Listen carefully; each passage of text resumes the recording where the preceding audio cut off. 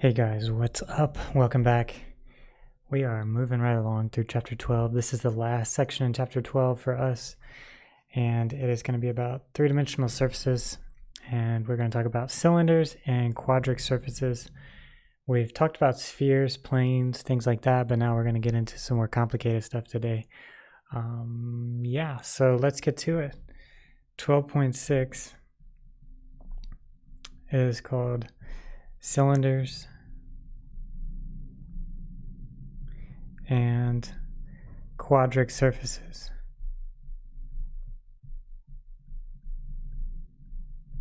So people say quadric, some people say quadratic.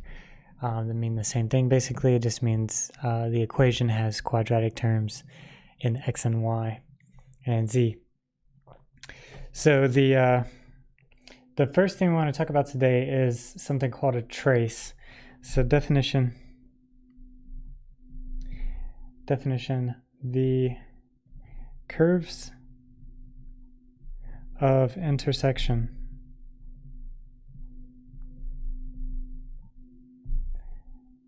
of a surface with a plane parallel to the coordinate planes, so parallel to a coordinate plane,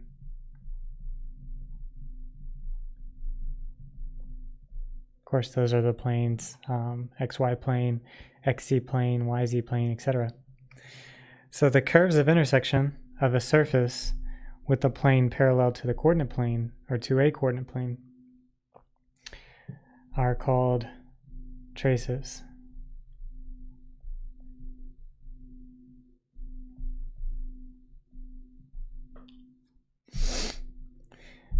What do I mean? Let's say we have a sphere.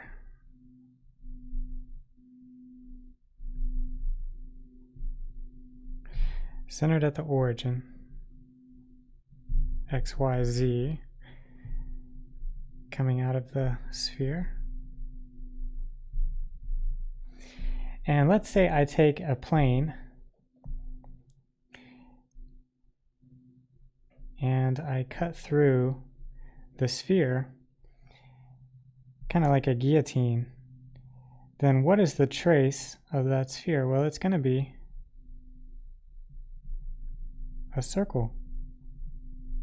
And depending on how high up you cut, the circle's radius is going to be smaller.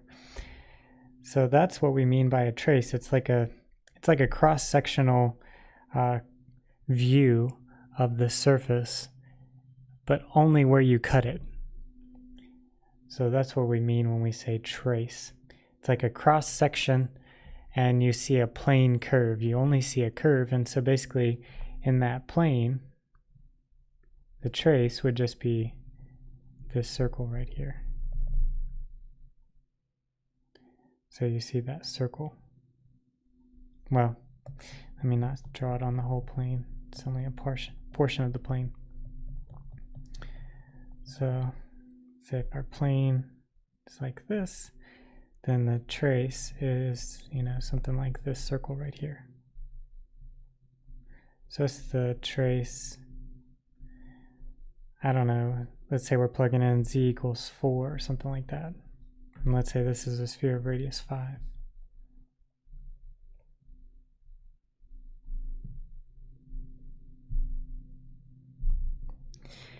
So then this is the z equals 4 trace. So you take a plane, z equals 4, and cut through the sphere. So yeah, that's what a trace is. And I could take a plane that's vertical, vertical along the x-axis, or vertical along the y-axis, or horizontal along the z-axis, and cut through the surface and obtain traces. So now, definition. There's a very special set of traces called a cylinder. And a cylinder is such that all traces along one direction are the same. So a cylinder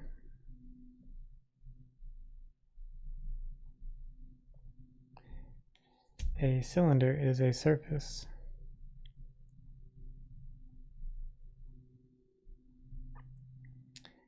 that consists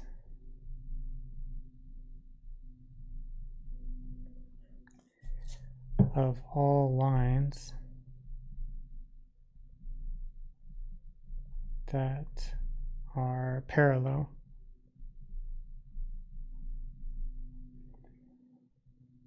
to a given line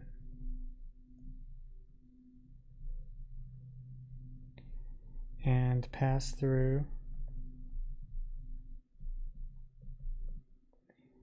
a given plane curve.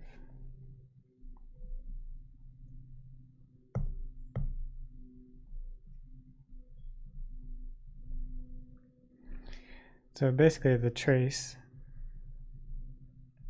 in some direction is always the same. And you can, of course, think of circular cylinders as examples of cylinders. Every trace along the axis of symmetry would be a circle, the same circle with the same radius. So examples would be circular cylinder, circular cylinders,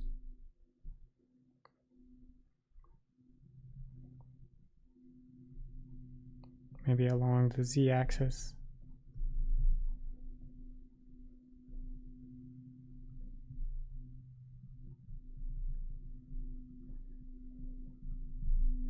And this could be the cylinder like x squared plus y squared equals 4, something like that. I see the same circle no matter what z value I plug in. Well, here there's no z to plug in anything into, so that means you just see this circle of radius 2 at every z value. So all the traces are circles of radius 2. No matter what z value you're looking at, you see the same circle of radius 2. So all traces along the z-axis are a circle of radius 2. So that's an example of a cylinder. We could have a cylinder along another axis, maybe along the x-axis.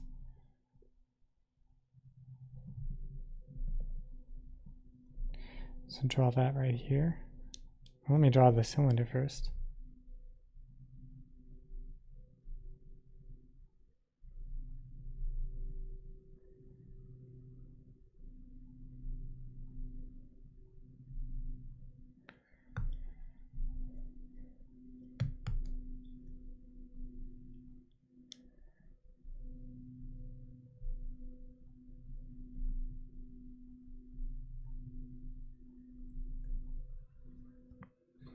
So you have a circular cylinder around the x-axis, and that would be something maybe like y squared plus z squared equals, I don't know, we could say 1.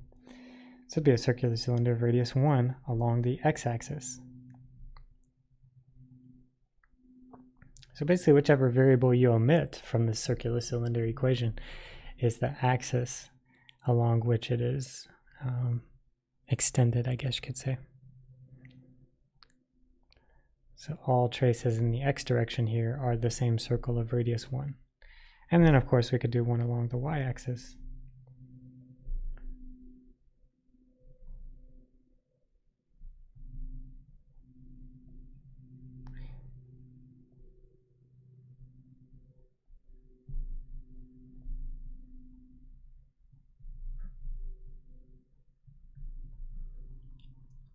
And that would be something like x squared plus z squared equals, I don't know, we could say 9. So it's a radius 3 cylinder.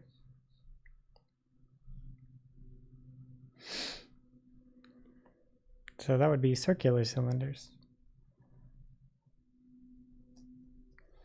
Well, we could also have other types of cylinders. It doesn't have to be a circle that we see every time. It could be anything, like parabola. So parabolic cylinders. Parabolic cylinders. So you could have something like y equals x squared. It's basically in the xy direction. It's a parabola. Well, in 3 dimensions, that means it goes along the z-axis.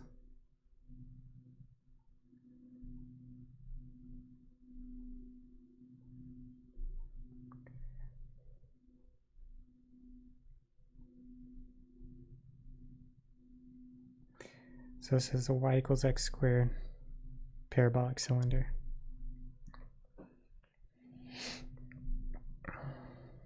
See the same parabola no matter what z value you cut with.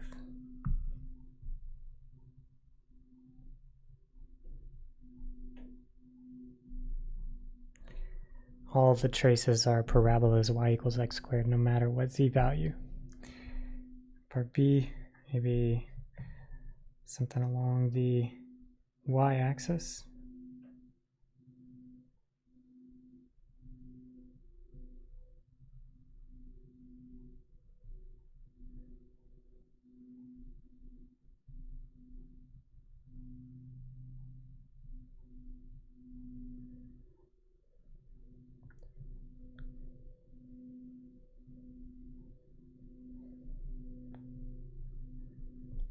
And that could be something like x equals z squared.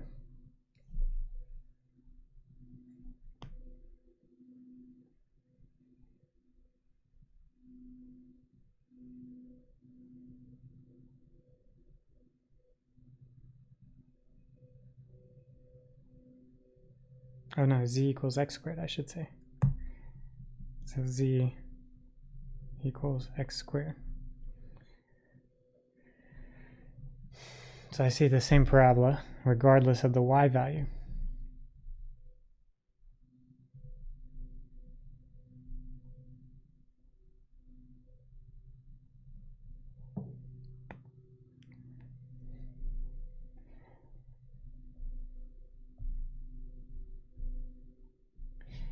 And you get the idea.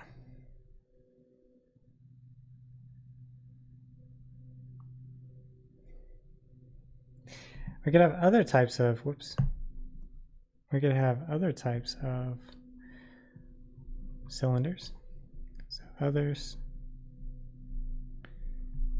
I like to do this sine wave cylinder. So if we go like this,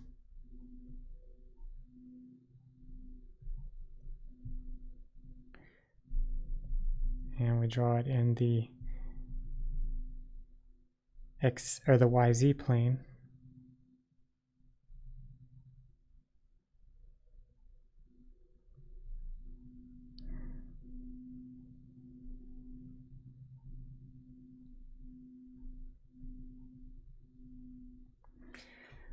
So then this sine wave cylinder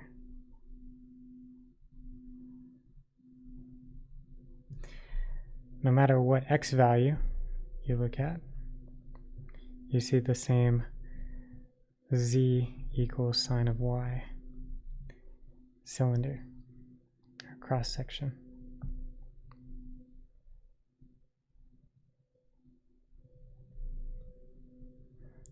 So it could be anything. It doesn't have to be circular, parabolic, or whatever. It just has to have the same trace no matter what plane you cut it with in a certain direction. And then it's a cylinder. So I call this a sine wave cylinder.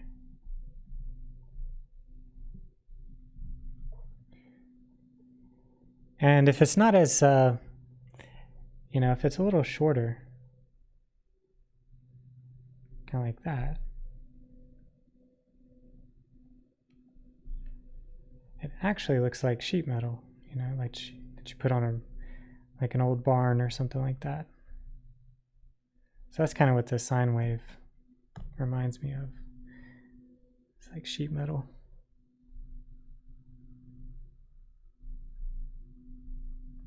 Is a good example of this type of sine wave cylinder. Something you might put on a roof of an old barn or something. Same cross section in this direction. You see the same sine wave no matter what trace you're looking at. So we'll just pause, see if anybody has any questions.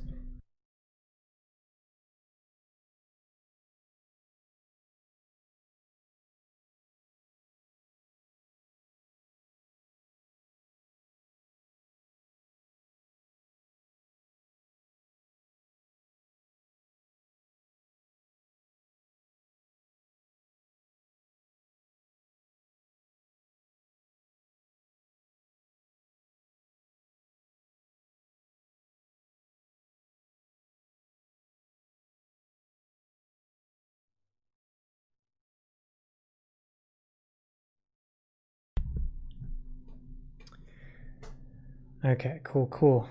Well, the next thing is the quadric surfaces, or the quadratic surfaces. So I call them quadric surfaces.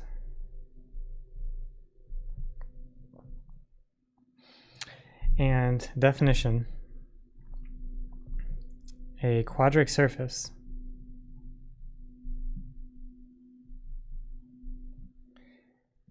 is the graph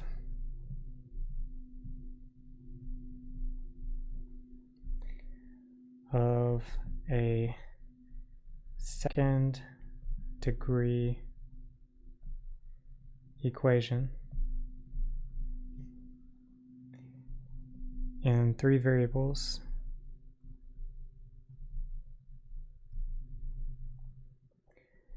x, y, and z. The general equation is capital A x squared plus capital B y squared plus capital C z squared plus capital D xy plus capital E yz plus capital F xz plus capital GX plus capital HY plus capital IZ plus capital J equals 0.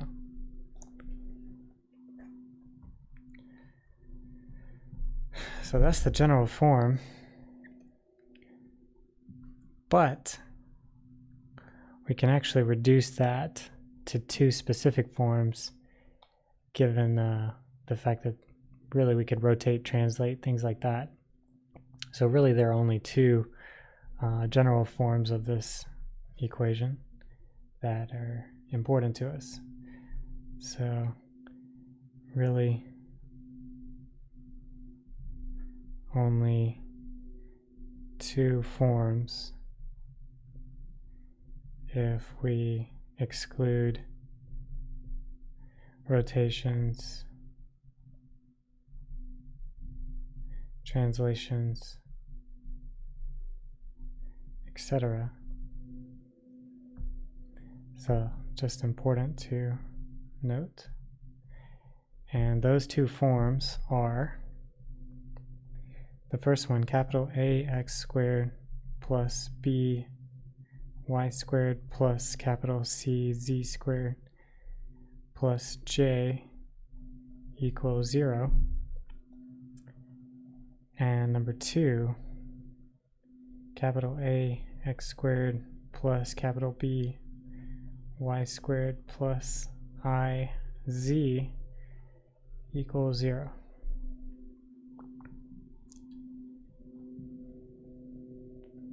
So there are really only two forms that we have to worry about or concern ourselves with if we exclude rotations, translations, reflections, things like that.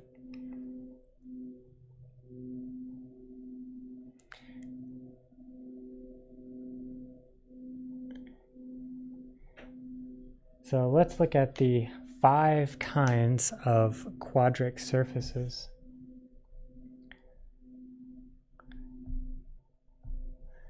So 5 quadric surfaces.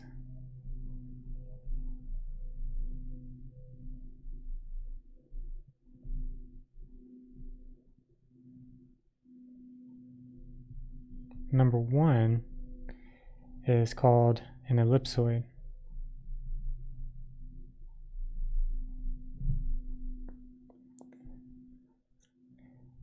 And an ellipsoid is such that all traces are ellipses.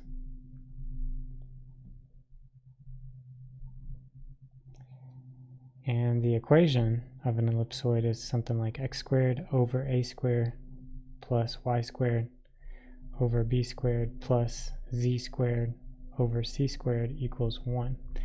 Very similar to an ellipse equation. And depending on which one, A, B, or C is bigger, tells you kind of like which direction it's elongated. So if I graph the ellipsoid, let me draw the ellipsoid first, usually easier to do.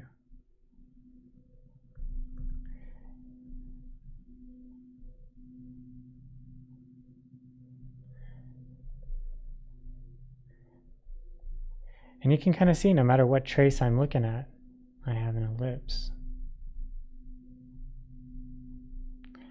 So all the traces are ellipses. Like say, for example, if we let x equal k, then x is a constant, then we have something like k squared over a squared plus y squared over b squared plus z squared over c squared equals 1. We move this constant to the right hand side, that's an ellipse equation. So it's an ellipse equation. Of course, up to some point, we can't leave the ellipse and still expect to get a trace. But up to some point, there is a trace that is an ellipse. So that's the first one. It's an ellipsoid. Every trace is an ellipse. Every valid trace, every plane that actually cuts through the ellipsoid is going to show you an ellipse. Questions about that?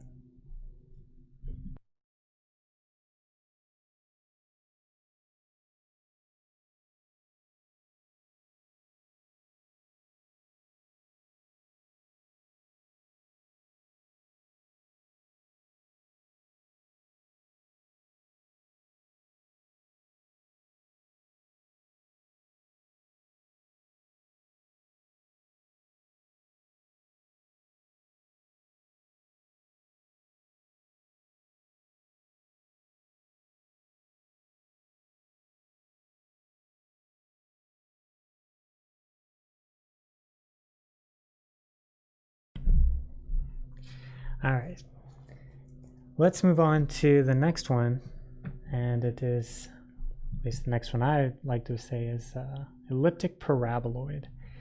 So elliptic paraboloid.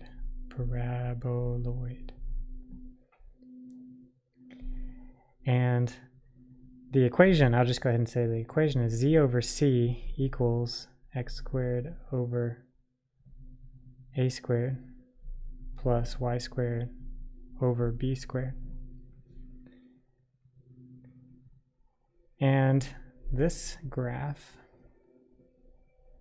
looks kind of like a bowl. You can see if x and y are both 0, z is 0, and then z is only going to be positive after that. So some of the traces are ellipses and some of the traces are parabolas. So which ones are which? Well, the horizontal traces, the z equals k traces, are ellipses. And the x equals k, y equals k traces are parabolas.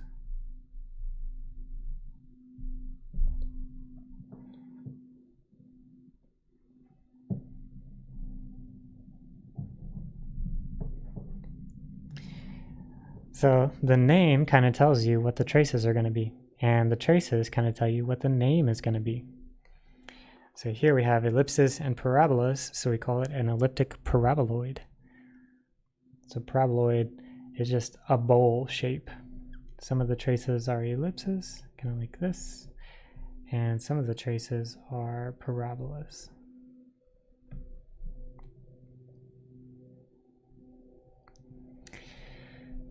It's elliptic paraboloid.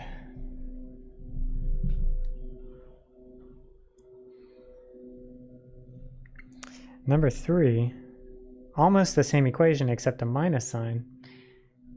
So this is a hyperbolic paraboloid. Hyperbolic paraboloid.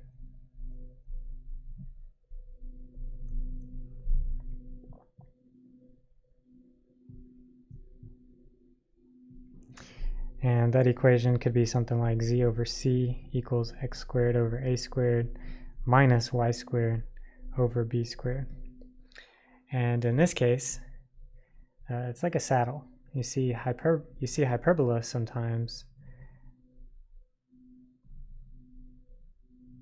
and then you see parabola sometimes.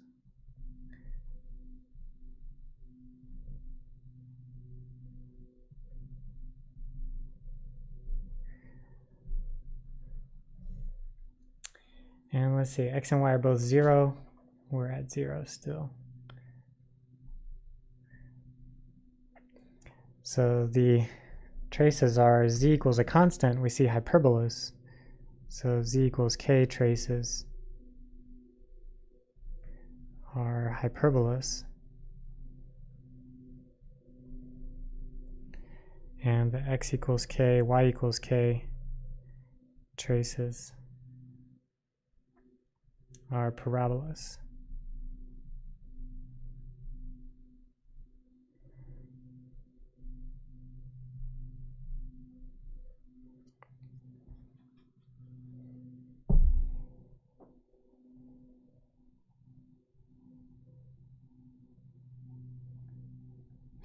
Notice the parabolas shift from being sideways parabolas to, or along the one axis to being along another axis. Let me think about this. I may have rotated it incorrectly, so, but you get the idea. At some point at z equals 0, the parabolas or the hyperbolas are going to change from being sideways to being like along the x direction versus along the y direction. So that's a hyperbolic paraboloid. It's just a saddle. So it's just a saddle.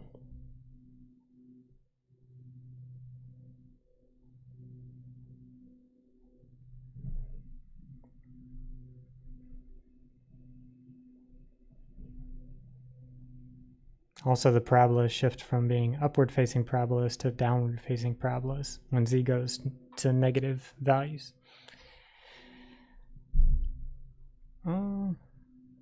Or sorry, depending on which axis you're looking down, the y-axis or the x-axis. All right, number 4 is an elliptic cone. Yeah. Elliptic cone. And that has an equation, z squared over c squared equals x squared over a squared plus y squared over b squared.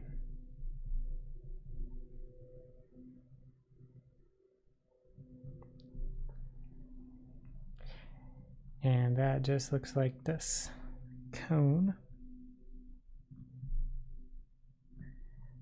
And the steepness of the cone is determined by the coefficients there. But the square means it has a top and a bottom half.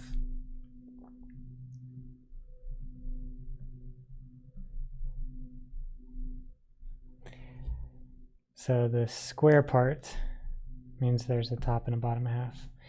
And the z equals a constant traces are ellipses, which we know from conic sections. Ellipses, and x equals k, y equals k traces are hyperbolas.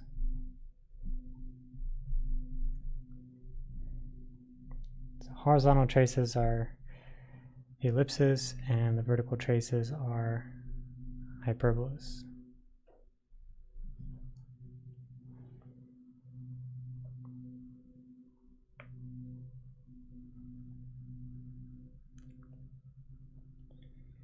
And then there's one more surface. Technically it's like two cases, so it could be considered two more surfaces, but it's really just one more surface, but it has two cases. And number 5 is called a hyperboloid. So hyperboloid, paraboloid. And we could have one sheet or two sheets. So one sheet or two sheets.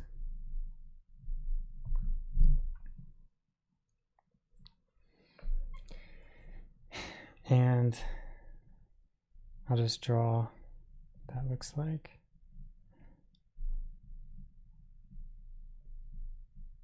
It's almost like a cone, but it's kind of like it goes in a little bit and then comes back out. So that's a one sheet hyperboloid versus a two sheet hyperboloid.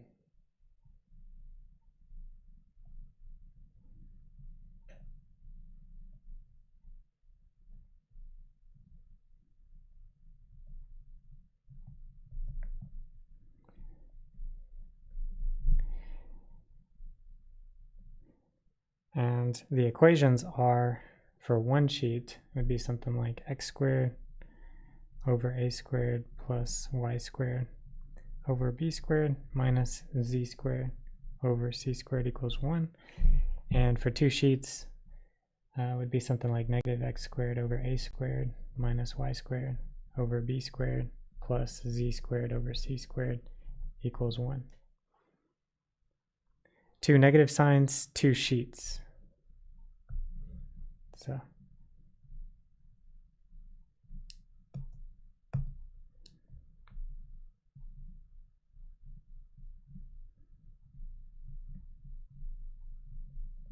if both of these over here are positive.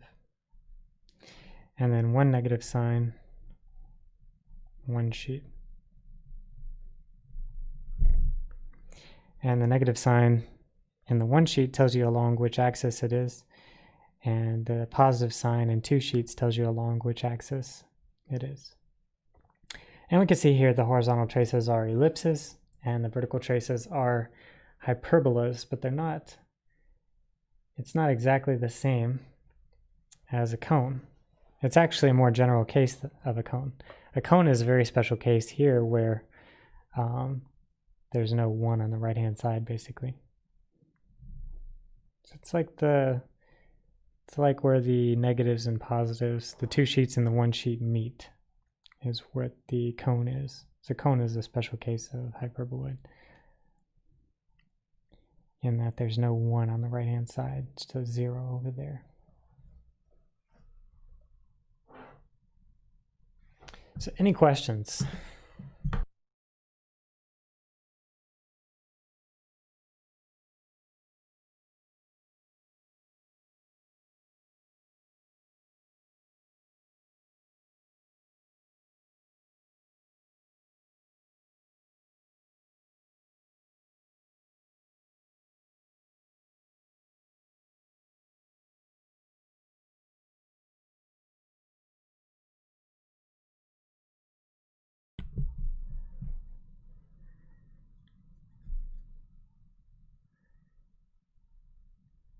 Okay. We'll do a couple examples here, and then I'll show you a couple of real-world examples of these surfaces. You've probably been thinking about them already, but I'm going to throw some out there. There's a really cool one from the Olympics back in 2012 that I want to show you. But just to get some real-world ideas of what these surfaces could be, or how you could use them in the real world. So let's look at this example first, and then look at that set of pictures that I have. So classify the surface. That just means give it a name. And the first one is x squared plus 4y squared plus z squared minus 2x equals 0.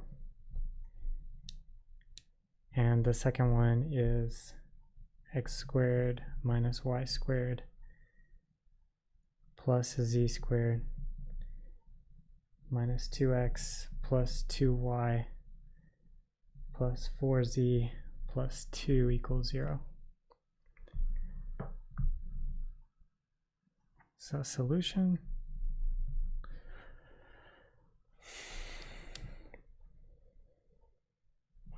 Pretty much for all of these, you're just going to try to complete the squares.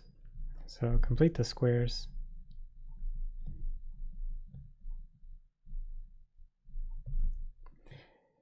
And in part A, if I complete the square, that means I need to move the 2x over to the x squared. So x squared minus 2x plus something plus 4y squared plus z squared equals 0. And then I'm going to add something to both sides. So what am I adding? I'm adding a 1 to both sides, because if I take this, I get -1. So -2 divided by 2 is -1. Square it, put it right there, and put it on the right hand side. So I complete that square, and we get x minus 1 quantity squared plus 4y squared plus z squared equals 1. And I can move that 4 to the denominator of y squared and make it a 1/4 down there. But we can see this is an ellipsoid. So this is an ellipsoid centered at the point 1, 0, 0. So it's basically just been translated along the x-axis.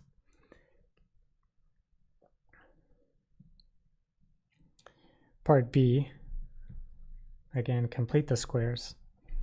So get x squared minus 2x plus something, and then plus y squared, or minus y squared, sorry, minus y squared plus 2y. I need to be careful, so I actually factor a negative out of the y terms, minus, and then plus something inside parentheses plus z squared plus 4z plus something equals -2. I'll move it all to the right hand side. So what are we adding? Well, the first one we're going to add a 1 because we get a -1 here, square it. Same thing here, we add a 1, but actually we're subtracting 1, so we should add +1 minus 1. And then divide by 2, get 2, square it, we get 4, so add 4 over here.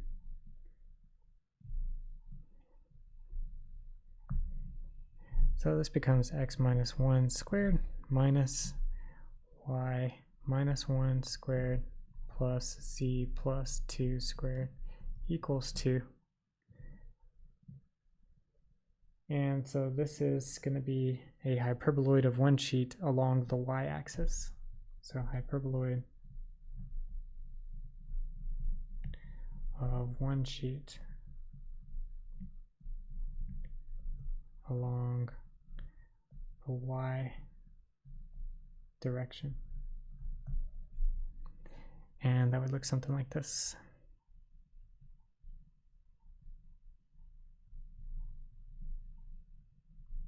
But it's not at the origin anymore. It's kind of shifted away from the origin to 1, 1, -2. So it's like origin was there. And so now it's still along the y direction, but it's shifted away from the origin. So I just kind of draw a line that indicates where the origin used to be.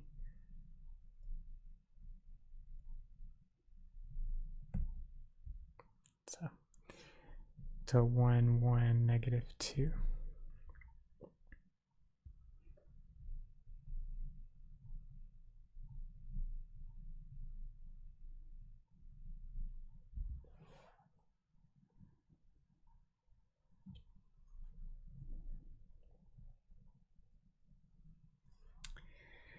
So pretty much for these, if you want to classify the surface or figure out what it is, you just need to complete the squares. We don't have any rotated surfaces like at a 45-degree angle or anything like that, because when you do that, you get like mixed terms like x times y and x times z, etc. So we're not going to worry about rotated surfaces, but we might have translated surfaces, kind of like this. It's been translated away from the origin. But yeah, it's kind of the only thing we'll have to do is like complete the square. Questions about that before we check out these pictures?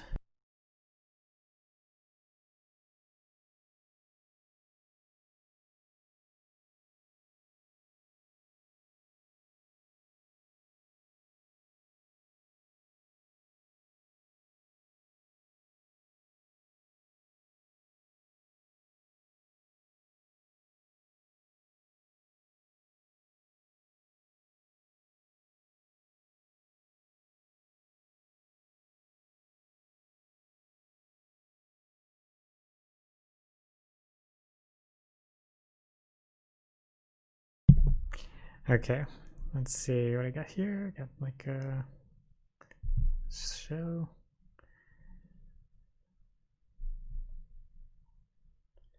Not sure. That's probably, I don't know if that's going to show up correctly or not. I think it, I don't think it will. It's probably a little too big.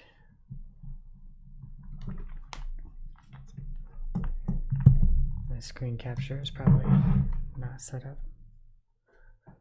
I think it'll be decent. That's pretty decent, I guess. So quadric surfaces in real life, just some things that I thought of. Cylinders are pretty common.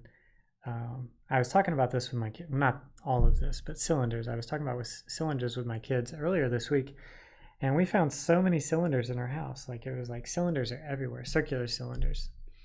And circular cylinders like PVC pipe. We actually had some metal pipes connecting our ceiling fans to our roof, or to our ceiling. And so that's a pretty common thing, cylinders.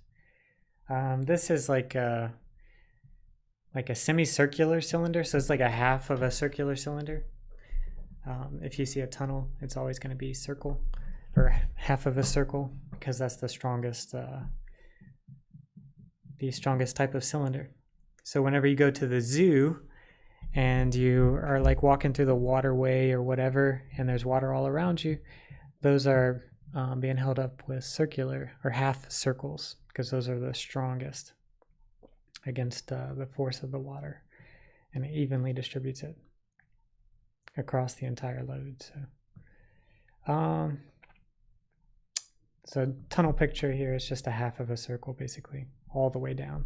So it's like a semicircular cylinder. This is like a trapezoid cylinder, so kind of a stretch, but not really. I mean, it's the same trapezoid all the way down the feeding trough, so that's a good one. There's just your parabolic cylinder.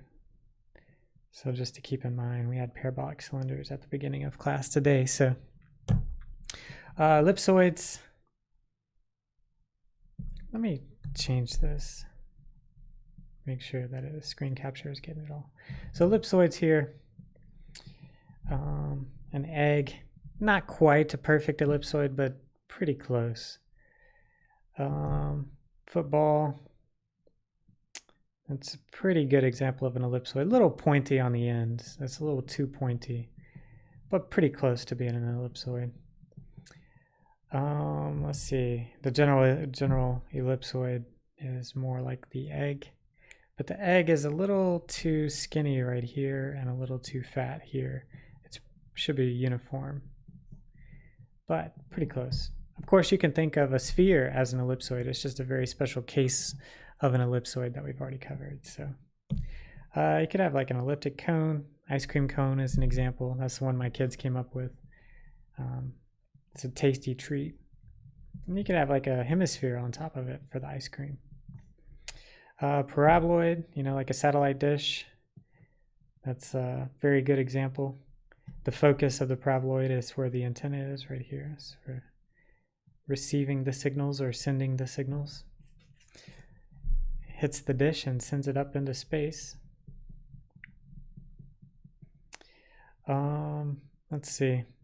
Actually, what happens is whenever you hit this satellite at different angles, it bounces off in a straight line. So everything comes off of this satellite in a straight line, heading out into the unknown to hit another satellite somewhere up in space, which then is again directed a certain angle.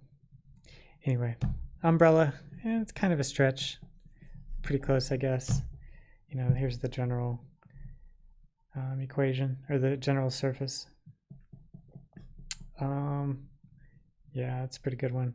You just, to get to this umbrella, you would just basically scrunch this down or make it not so steep. So there's a pretty steep slope to this paraboloid in the x and the y direction. So spoiler alert, that's like it's like partial derivatives. So you have a slope in the x and the y direction when you have multivariable functions, which we'll get to pretty soon. This one is like one of my favorites. This is an arena that was built for the 2012 Olympics in London. It's called the Velodrome, and it's where all the swimming events took place, and it's actually a hyperbolic paraboloid. So it's got like, it's up on this side and then down this way. And it looks like a stingray or something, which is really cool looking. And I thought it was pretty cool for the architect to use, you know, something like a hyperbolic paraboloid for a design. And it's pretty cool. I like it a lot. You know, there's the general equation of the hyperbolic, or the general surface hyperbolic paraboloid. So of course this is just very like rounded cross section of the hyperbolic paraboloid. Pringles, everybody's favorite hyperbolic paraboloid, probably. You've seen them plenty of times. Hyperboloid of one sheet, everybody has probably thought of this. Hyperboloids are stronger against wind than circular cylinders, so that's why they do that, in addition to the fact that it keeps the air flowing up. So when you compress the middle, it keeps the pressure in the bottom higher than the top, so it will constantly push the air up. So that's good. So then there's your general hyperbolic paraboloid of one sheet. I'm not sure why sheet is capitalized, or the H is capitalized. So that's a common example, but also, you know, theoretical physics, there's a wormhole, and you could think of that as like a hyperbolic paraboloid as well. Again, that's a little bit of a stretch maybe, because we're not like, we don't experimentally know that wormholes exist, but theoretically, possibly.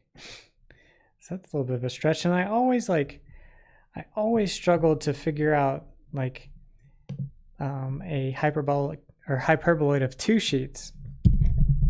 And one guy was like, well, duh. I mean, like when a star goes supernova and you have like these jets shooting out, that's like a hyperboloid of two sheets. And I was like, oh yeah, duh. What was I thinking? And so thanks to him, I've now discovered the hyperboloid of two sheets example is when a star goes supernova, you have these gamma ray jets shooting out, and then this cloud of stuff around it is like smashed up against the star, or the remnants of the star, creating a hyperboloid of two sheets. So how silly of me not to remember or think of that example. But yeah, that's pretty cool. So anyway, those are just some things I thought of in the real world, more or less the real world. Supernova do happen, but the wormhole is still a little theoretical. So anyway, just throwing those out there. If you guys think of any... Oh, one person told me Princess Leia's hair buns, you know, on the side of her head could be like hyperboloid of two sheets, but I thought that was a bit of a stretch as well. So, but if you guys think of anything, just let me know, and I'll try to add it to the slides, make it a little bit more cool. So, any questions? If not, we'll call it a day. We'll be done, and then move on to polar coordinates. Just do a little review of polar coordinates next time. It's going to be a little more advanced than what you got in pre-calculus, I'm sure, so maybe at least a little bit. And then we'll need that for multivariable limits, and then we'll need it definitely for double integration. So, any questions?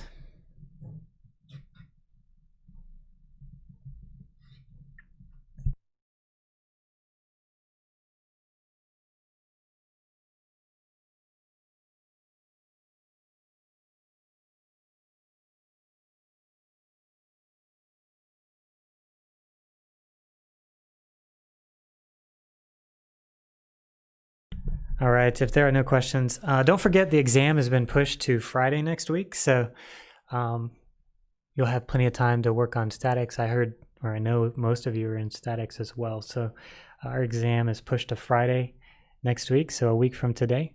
It'll be through Moodle. I'll just have a PDF there on Moodle, and then you'll look at that problem and you'll work it out by hand. What I need you to do is submit practice upload of a PDF scan using your smartphone and a scanner app.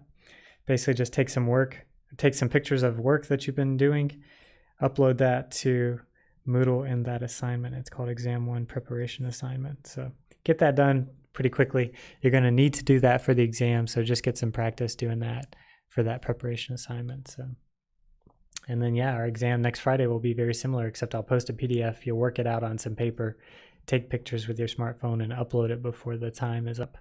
And I'll give you plenty of time, like an hour and 30 minutes to do it. So, but yeah, if there are no questions, you guys have a good afternoon and a good weekend.